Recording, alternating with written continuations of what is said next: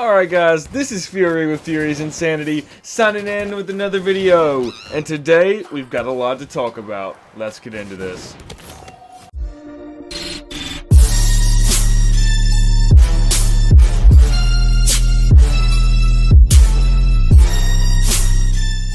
Alright guys, before we get into this video, I wanted to say a couple things. If you enjoy the channel and want to support our content, be sure to like, comment, and subscribe. And yes, I said our content. This is no longer a one-man show. We have a new member on board, Fury's Insanity, and that is Kosmic Night. If you guys want to go check him out, I think we've done probably 12 to 15 streams together, a couple on his own. Scattered across the channel for you guys. We're going to be doing this a lot more. I don't have the capability of streaming, but he's done a great job at it. He's been wanting to do this and get Twitch affiliated for a really long time. We're both excited for this, and I hope you guys enjoy as well. Kosmic Night has been one of my friends since I was a little kid, going on over 10 years, and I trust him. I'm glad he's here, and I'm very excited for the work that we're going to do together. We're going to do a collaboration video soon, sitting down, talking about our goals and experiences with the channel, what we're planning on doing. But until then, be sure to go show him some love on Twitch and on the channel. Without further ado, we're going to get into Magic a little bit. I'm sure you guys have noticed so far that the background is Magic the Gathering. I'm just showing you guys a couple broken combos. I'm not going to make this a long video, but I'm just going to show a few of the clips here and there that I've made. And I'm sure almost all of you know by now how broken the Scoot Swarm combo is with Mutate. It's broken in the first place. There's so many different combos on MTG Arena now that are just absolutely ridiculous. And if this translates over into Standard, it's going to be impossible to keep up with. The only reason you're able to keep up with these Mutate combos is because the engine does it for you. If you're playing Paper Magic, there is absolutely no way that you're going to be able to reliably keep up with all of this information while still keeping inside the turn limit. It's ridiculous. There is, and it's almost every single game that I use the Simic deck. Obviously, you could do a mono green version of this, but I throw Simic in there for a little bit more consistency, or blue. But almost every single time I play the deck, I want to say at least 75% of the time, I get the Scoop Mob Mutate combo off. It's ridiculous. It's broken, and it needs to be taken out of the game. Now, I will say it's very fun to see combos, and it's very fun to, you know, explore what certain cards are capable of. The power level when paired with other things can be astronomical. I think that's the word. But Magic Arena is not in a very good state right now, I think.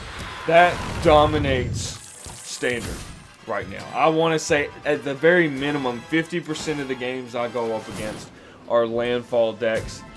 And if you're running a landfall deck, you're a retard if you're not running Scoot Swarm. That's just how it is. That's just how it is. So, I would like your guys' opinions on this. I enjoy playing Arena. I think the meta is actually a little bit better now than it was previous rotation. But because of the rotation, now there's more cancerous decks that are allowed to get into the fray. Now, something I touched on in my previous Magic video, talking about like my opinions on Zendikar and stuff. There are a lot of things on this game that I think need some adjustment, and since they're already announcing they're about to bring Kaladesh to the fray for the historic and not brawl format yet, I do believe they need to make the game a little bit more accessible for free-to-play players. I think there should be a type of currency that they allow you to earn for playing the historic modes that you can only spend on, say, packs that are outside of Standard. So you could spend this money on, you could spend your normal coins on anything, but you can only spend the historic money on the historic packs. I feel like that would be a easy way to allow people to build their collection a little bit faster. Now, I'm not saying completely take away the free-to-play mechanics where you can you know, you can pay to get some more because that's how they make their money. I'm not saying that's a bad thing, but I do believe they need to make it a little bit more accessible and easy for people to get the packs outside of standard. Since they are adding so many sets, they're adding almost, what, 5 sets a year now into standard, 4 sets, and now they're going to add 2 to 3 at least sets and historic anthologies and all this stuff outside. You need a different kind of currency so that you can more easily gain this stuff. It would be to make it where you can buy packs in bulk with the in-game currency for a downgraded price.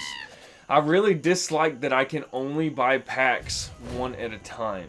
I wish I could buy them 10 or 20 or 30 at a time for a deal.